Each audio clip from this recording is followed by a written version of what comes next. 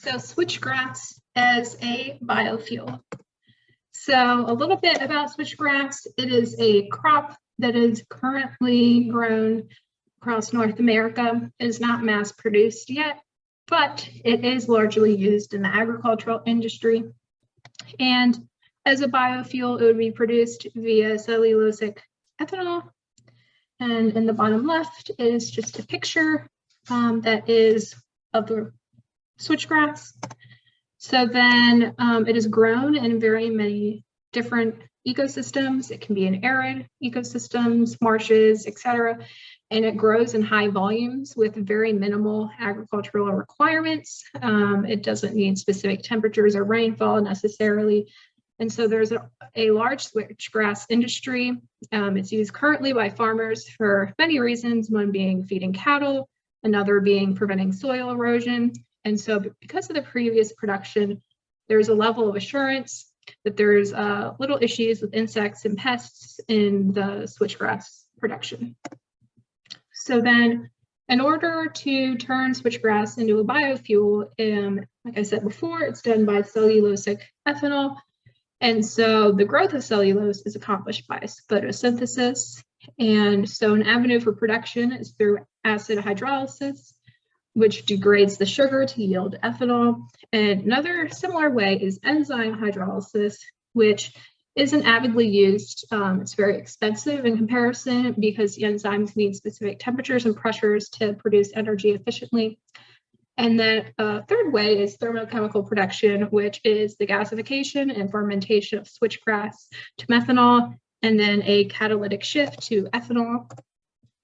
And so even though switchgrass has been researched for decades and almost a century, it has not been massively used as a biofuel yet.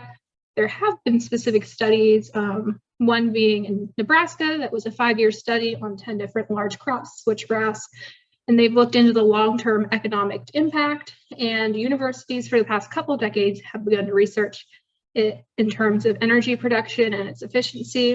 And in the bottom left, you can see a graphic that shows ethanol yield in gallons per acre for different crops being used as biofuels, and switchgrass by a lot exceeds corn, sugarcane, and sugar beets.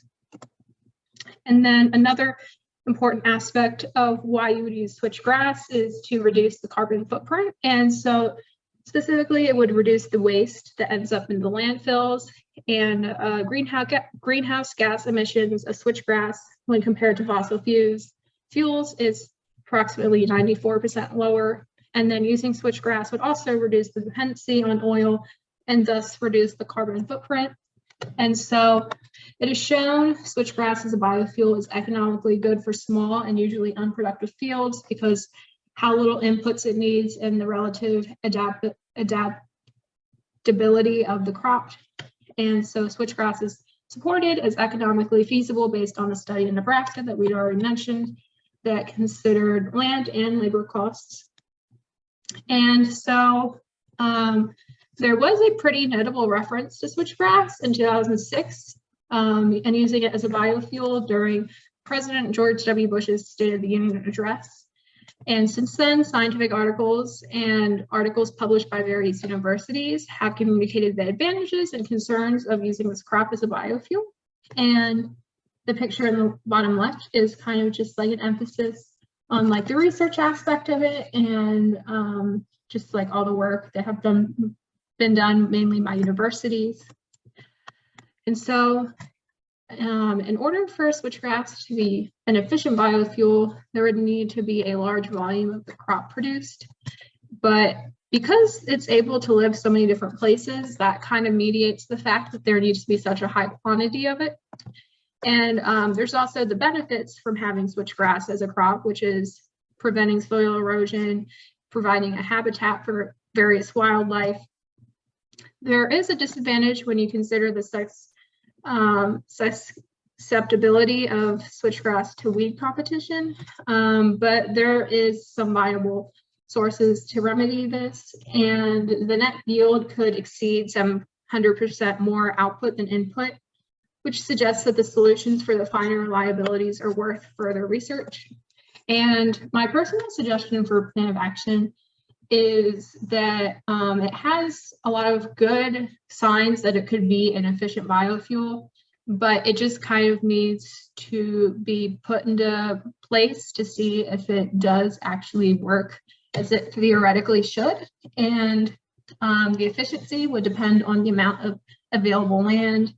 And there's already a seed production system established. And so it wouldn't be just starting from the ground up. And so thus there's not many risks, specifically in terms of it becoming invasive, because it is already mass produced.